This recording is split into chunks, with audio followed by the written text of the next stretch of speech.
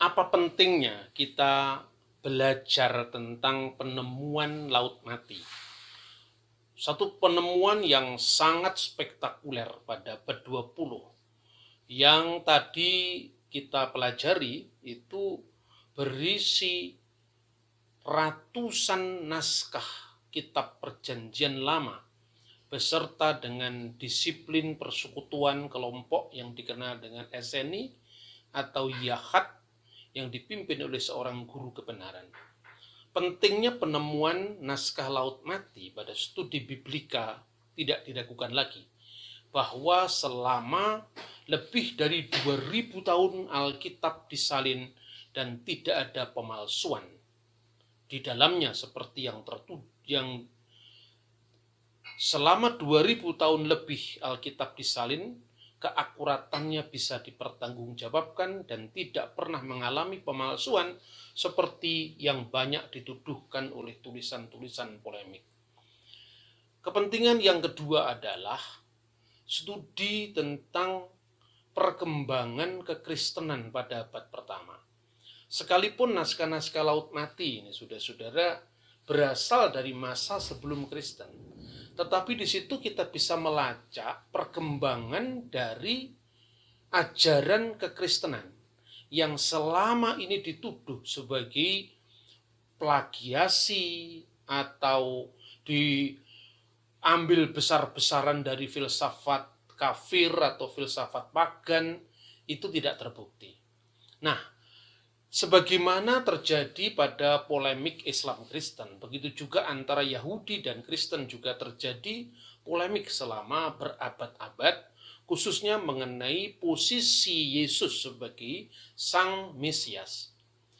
Tetapi saudara-saudara, sejak berdirinya negara Israel tahun 1948, dan saya kira itu kemungkinan juga karena dukungan orang-orang Barat Kristen terhadap berdirinya negara Israel itu, maka menurut Pinchas Lapidi, sejak tahun 48 itu, tulisan-tulisan Yahudi tentang Yesus Kristus itu menjadi berkembang pesat. Nah, sebelumnya itu, apa yang diopinikan publik tentang Yesus oleh orang Yahudi itu adalah tulisan-tulisan polemik, misalnya semacam buku yang berjudul Toledot Yesu yang sangat anti-Kristen itu. Bahkan di kalangan para ahli, pandangan Martin Buber misalnya yang mengatakan bahwa ajaran Yesus itu bisa diterima oleh orang Yahudi, tetapi ajaran tentang Yesus itulah titik tengkar dimulai antara Yahudi dan Kristiani. Namun sejak penemuan Laut Mati ini, saya kira sudah banyak sekali perubahan-perubahan, khususnya pandangan Yahudi tentang siapakah Yesus. Sebelum itu, saudara-saudara, kita bisa mengacu pada seorang teolog yang sangat terkenal ya di kalangan Yahudi, namanya Joseph Klausner. Joseph Klausner ini menulis kira-kira tahun 1922, jadi sebelum munculnya negara Israel. Judul bukunya adalah Yesu Hanosri, Yesus orang Nazaret. Jadi buku ini merupakan rintisan awal, bahkan buku pertama di abad modern yang ditulis orang Yahudi tentang siapakah Yesus. Tetapi luar biasanya bahwa Joseph Klausner ini mengakui bahwa Yesus itu orang Yahudi. Jadi selama ini opini yang mengatakan bahwa Yesus itu seolah-olah figur orang Eropa dan sebagainya itu mulai dipertimbangkan. Yesus itu sepenuhnya bersifat Yahudi karena Yesus adalah orang Yahudi. Tetapi sekalipun Joseph Klausner ini mengakui bahwa Yesus itu mungkin lebih tinggi daripada Rabi Hillel bahkan, tetapi kenapa dia menolak Yesus sebagai Mesias? Karena menurut dia etikanya yang ekstrim telah mengorbankan harapan nasional bagi orang Yahudi, dan itu bahaya bagi bangsa Yahudi. Nah, ini kira-kira rintisan awal dari tulisan seorang Yahudi di abad modern yang bernama Joseph Klausner. Kemudian saudara-saudara, setelah penemuan Laut Mati. Nah, ini menarik. Ada seorang teolog juga Yahudi namanya David Flusser. David Flusser ini mengatakan bahwa hingga akhir abad kedua Masehi tidak ada karya rabi-rabi Yahudi yang menentang Yesus. Ya, satu-satunya yang ditentang itu adalah mengenai eksorsisme dalam nama Yesus, yaitu pengusiran setan di dalam nama Yesus. Kemudian setelah abad kedua itu, seiring dengan munculnya yang dia sebut sebagai Injil Ghetto, jadi semacam reaksi terhadap perkembangan pesat kekristenan, maka mulai muncul karya-karya polemik yang nanti puncaknya itu bisa dikenal dari buku yang berjudul Toledot Yesu. Ya, cerita tentang Yesus anak seorang haram, bapaknya namanya Pantera, dan itu sesungguhnya merupakan plesetan dari kata Parthenos. Karena gereja purba yang menekankan bahwa Yesus adalah seorang putra sang perawan, yaitu perawan Maria. Dan itu merupakan terjemahan Septuaginta dari Yesaya pasal 7 ayat 14, di mana kata almah yang artinya lebih variatif, bisa perempuan muda, bisa gadis, bisa perawan, ya, bisa perawan belia, tetapi kata Parthenos artinya memang sang perawan. Mungkin kata Parthenos ini diplesetkan menjadi Pantera, sebagaimana kata euangelion yang artinya kabar gembira diplesetkan menjadi awen gilayon, dosa orang-orang pinggiran yang merujuk kepada Galilea. Dan Galilea itu tidak ada sesuatu yang baik di mata orang Yahudi saat itu, karena Galilea adalah tempat pinggiran. Maka awen gilayon, dosa orang-orang pinggiran, itu merujuk asal-usul Yesus dari Galilea. Namun dengan penemuan Laut Mati, ini membawa revolusi besar di dalam pemikiran Yahudi tentang Yesus.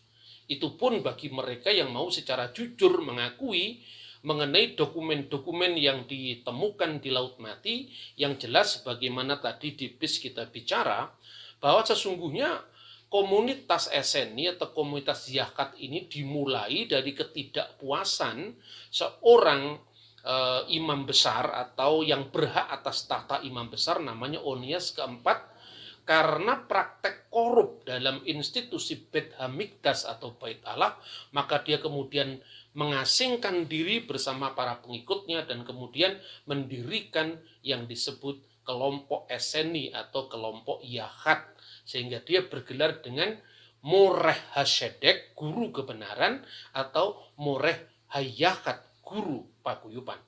Apa yang spektakuler dari penemuan Laut Mati? Selain keaslian Alkitab, keakuratan Alkitab yang selama ribuan tahun bisa diandalkan keakuratannya atau keasliannya, adalah paham tentang Mesias. Jadi kalau pada masa-masa sebelumnya banyak teolog Yahudi asal berbicara tentang Yesus, dia mengatakan ajaran Yesus itu yes, tetapi ajaran tentang Yesus no. Dan itu mewakili mayoritas pandangan teologis Yahudi tentang siapa Yesus atau siapa Yesua.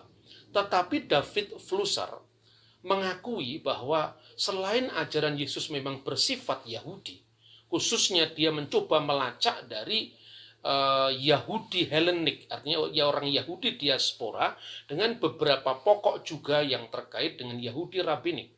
Tentang apa? Tentang praeksistensi Sang Mesias. Nah, saudara-saudara, pada penemuan gua pertama, kodenya itu adalah 1QSA, artinya penemuan pertama, gua pertama dari naskah Qumran, ya. Kode naskahnya itu adalah 2.12. 2.2.12. Itu ada ungkapan yang menarik, Im Yolid El Edha Masiah, ketika Allah melahirkan Mesiasnya. Dan ini kalau Anda cermati, ini persis sama dengan rumusan Konsili Nikea yang sebelumnya itu sudah disampaikan oleh bapak-bapak rasul, artinya bapak-bapak gereja, muridnya para rasul. Misalnya Ignatius dari Antioquia. yang mengatakan tentang Kristus yang memiliki tabiat ganda. Yang pertama, ek Marias sekaligus ek Theos. Eks artinya keluar dari Maria, dilahirkan dari Maria, sekaligus ek Theos.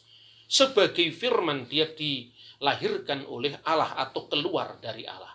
Dan ungkapan im yolit el et hamasiah, ketika Allah melahirkan Mesias ini bicara tentang divinity of Messiah, yaitu tentang keilahian sang Mesias, atau lebih spesifik lagi adalah divine birth of Messiah, kelahiran ilahi sang Mesias. Sehingga seorang Rabi Yahudi yang bernama Rabi Gordis mengatakan, ini luar biasa karena selama ini tidak ada rujukan sama sekali tentang kelahiran sang Mesias dari Tuhan. Lalu yang kedua adalah naskah yang ditemukan di gua keempat, kodenya 4Q246. Jelas itu naskah merupakan salah satu tafsiran dari kitab Nabi Daniel yang tertulis dalam bahasa Aram. Pada kolom kedua baris pertama itu disebutkan Bereh Diel. Pada kolom kedua, baris pertama disebutkan dalam bahasa Aram, Bereh Diel Yitamar Ubar Elyon Yikrone. Dia akan disebut namanya dengan anak Allah. Bereh Diel. Breh itu artinya putra, El itu Elohim, Yitamar, ya, Bereh Diel Yitamar, Ubar Elyon, U dan Bar Elyon, anak yang maha tinggi, Yikroneh, mereka akan memanggilnya. Seperti gugusan bintang-bintang demikian nanti kerajaannya, dan kerajaannya damai malkutah malkut olam.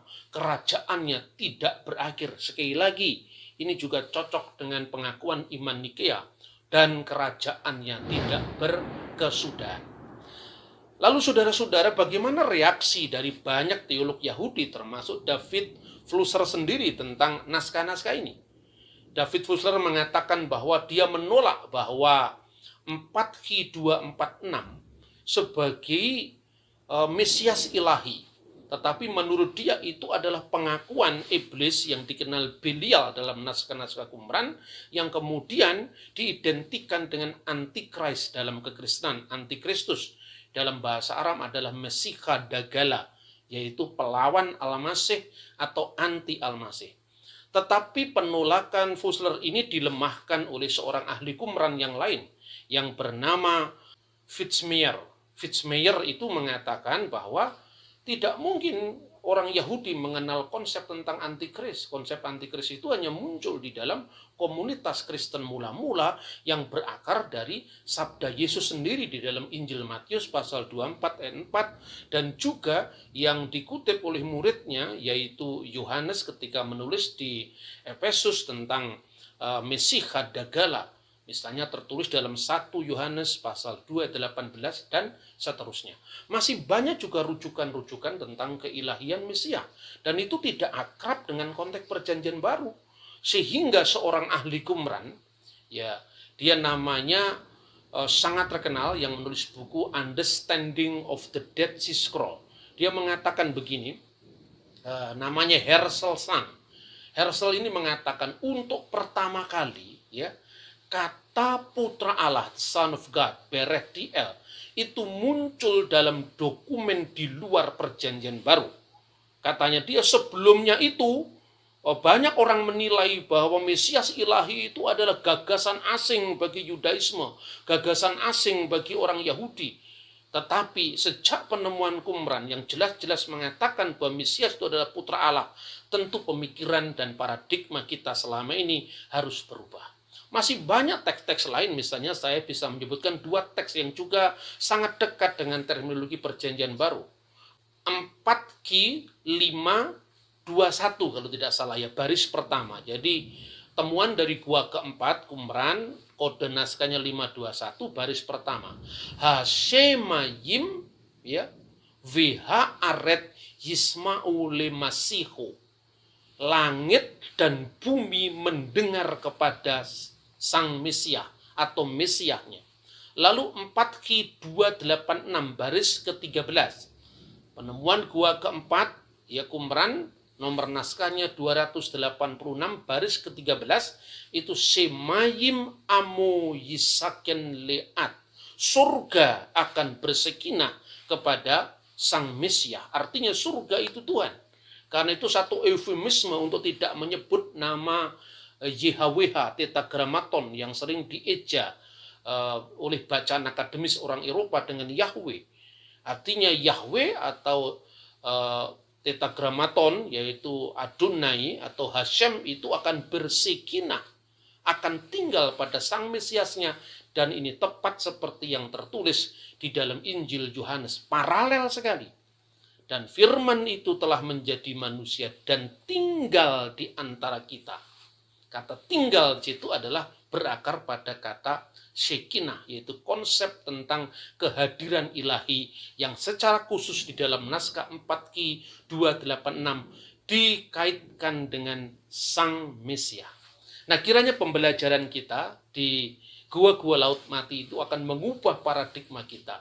Sekalipun kita tidak untuk berpolemik, tidak, tetapi paling tidak minimum kita bisa mengembangkan sikap yang lebih dialogis, bahwa sebagaimana hubungan Islam dan Kristen sendiri dulu dari polemik kemudian mengarah pada dialog, begitu juga Yudaisme dengan Kristen akan menciptakan kesalingpahaman yang lebih baik, lebih-lebih setelah berdirinya negara Israel, bagaimana peran orang-orang Kristen Eropa sangat kuat untuk mendukung berdirinya negara Israel, sekalipun tidak semuanya.